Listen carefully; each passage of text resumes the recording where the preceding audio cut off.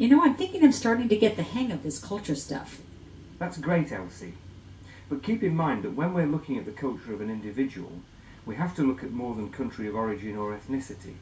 We all belong to many different cultures simultaneously, or rather subcultures, cultures within cultures. Subcultures? Take you, for example. You're from California, and there are probably certain norms of behaviour common to Californians.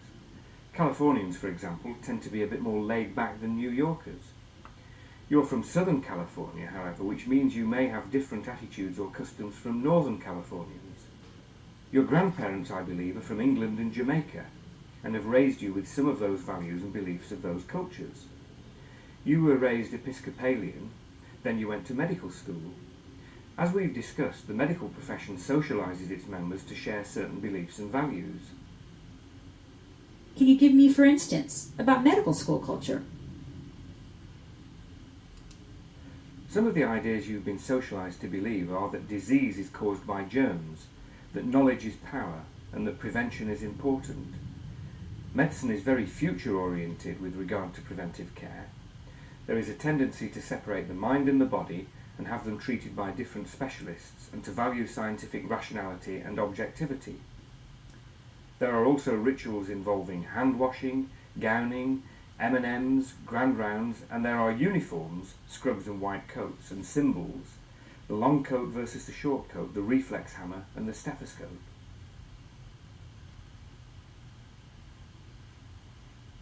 But all this is based on science.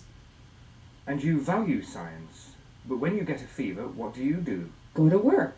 What would you do if you had a fever and didn't have to go to work? I'd put on my flannel PJs, get under the covers, and drink hot tea. Why? Just sweat it out. Is that what you prescribe for your patients? No, I'd recommend antipyretics and maybe even local cooling measures. I'd also tell them to keep hydrated and contact me immediately if they got worse. I'm guessing bundling up is what your mother did for you when you were little. That's right.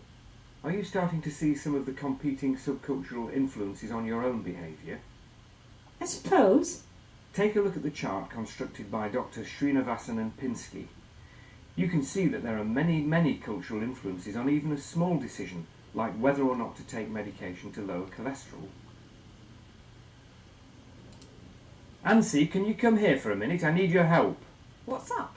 I need to draw upon your acting skills. Can you do a Russian accent? But of course. Oh, and pretend to be a 50-year-old man?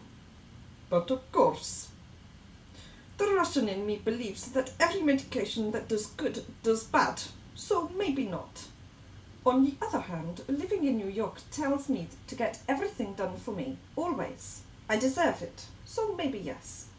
The training I had as a high school teacher leads me to rational decision-making. What are the pros and cons of this medication? But my experience as a lower middle-class Muscovite leads me to be suspicious of authority.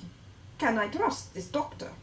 At the same time, my upbringing in the Russian Orthodox Church leads me to have respect for learning and authority.